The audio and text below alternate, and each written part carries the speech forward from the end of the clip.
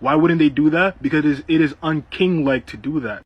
I want to begin this video by sincerely thanking Ronin Jump for taking the time to engage with my video. His main objection is that Muslims don't say that God can't humble himself, but that he wouldn't because doing so would be unfitting of his majesty. To illustrate this point, Ronin Jump compares it to a king who has the ability to rub feces on his face and walk through the village. The king can do it, but they won't because it's not befitting of a king.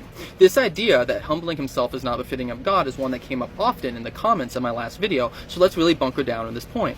First, I object that it would be unfitting for the king in the example provided to perform those actions. I think this type of action is befitting a king if that action had a beneficial effect on his people. To illustrate this, let's look at a thought experiment. Suppose there is a good king who loves all those in his kingdom. He likes to walk through the village to talk with his subjects so as to build a relationship with them. Suppose that the king is walking out in the countryside to visit a farmer. When he sees in a nearby lake a young boy is drowning. There's nobody around except the king, and the boy is nearly out of strength. The king is an able swimmer and could easily save the boy. However, to get to the lake in time, the king would have to run through a muddy field filled with the feces of farm animals. Running through this field would get mud and feces on his clothes, and then jumping into the lake would get nasty water all over him. I mean, various animals pee in the lake after all. What would a perfectly good king do in this situation? If this king loves those in his kingdom and is good, the most fitting thing for him to do is to run across that field and help the boy. Any king that would see the drowning boy and say to himself, "No, I won't help that boy because it's not fitting for a king like myself to get my clothes dirty," is a bad king. Suppose the king is out on this walk and has a few guards with him so that he doesn't need to go get dirty himself. He could simply order his guards. Would it still be fitting of the king to run out there and get dirty?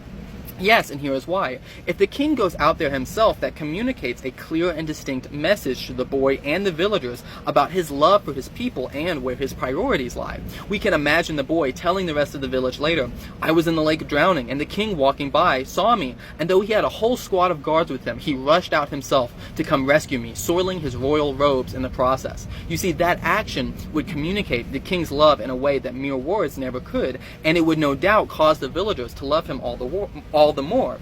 My friends, this is the story of Christianity. Mankind is the boy drowning in the lake, and God sees the one he loves drowning and stands but for a moment at the edge of that lake, clothed in all of his splendor before saying, "I will go and get him myself." He strips himself of all his kingly attire and dives deep down into the dark, murky depths to pull back up the one that has been lost. The incarnation is where perfect justice and perfect love intersect. To say that the Muslim conception of God is better because he doesn't have to humble himself to save us implies that God is not perfectly just, as under that view the debt of sin is never paid, it's just overlooked. It also fails to recognize the clear and distinct message that God is sending us about our importance to him with the incarnation.